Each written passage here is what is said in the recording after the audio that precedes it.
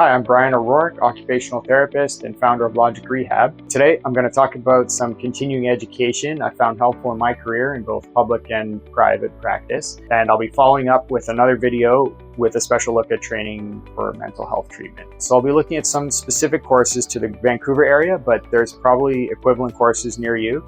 So let's get started. So I started my career in public practice, so I'll start there. These courses are going to be specific to Vancouver Coastal Health, which is the health authority that I work for, but hopefully your health authority will have similar resources. So what are the courses to take for public practice? Let's head over to the desk and I'll show you a few that I've taken that I recommend.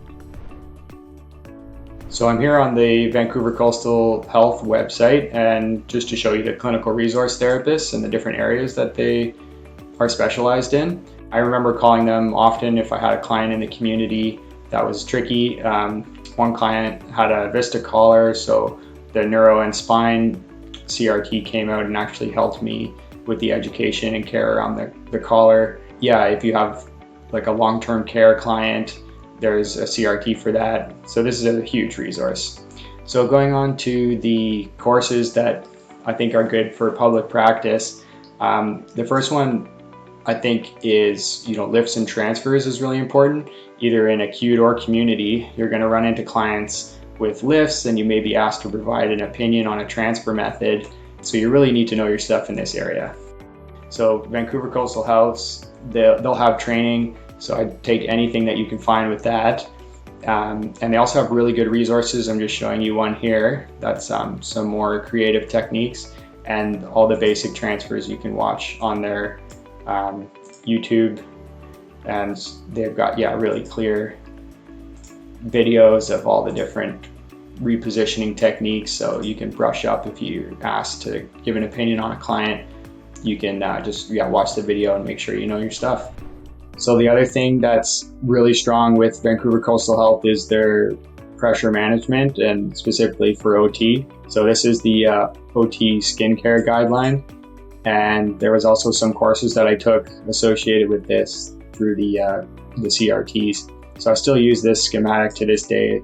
It's really strong in going through all the different things you need to consider in an assessment and making sure you're covering all the bases with an intervention. Also, wheelchair seating courses will pop up, and I think a basic knowledge in this is important for acute or community, especially with community. And here's the basic acute seating assessment form. So just learning how to use this. Usually there's a course you can take, and I'd really recommend that too. So now moving on to private practice. In private practice, usually you're responsible for your own continuing education, or there may be some internal education you can take offered by your company.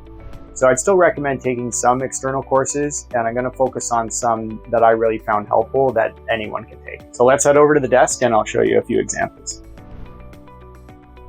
So moving on to private practice, I'd also recommend some education in seating and pressure management. It's really good to have a basic skill set in this area. I took the courses through Access Community Therapists, and I found them really helpful, in particular because they brought in wheelchair users and clients and really showed you a lot of different examples of the techniques and products they were talking about. That was in the advanced seating bootcamp, but the wheelchair seating and positioning, the practical applications is a great starter course as well.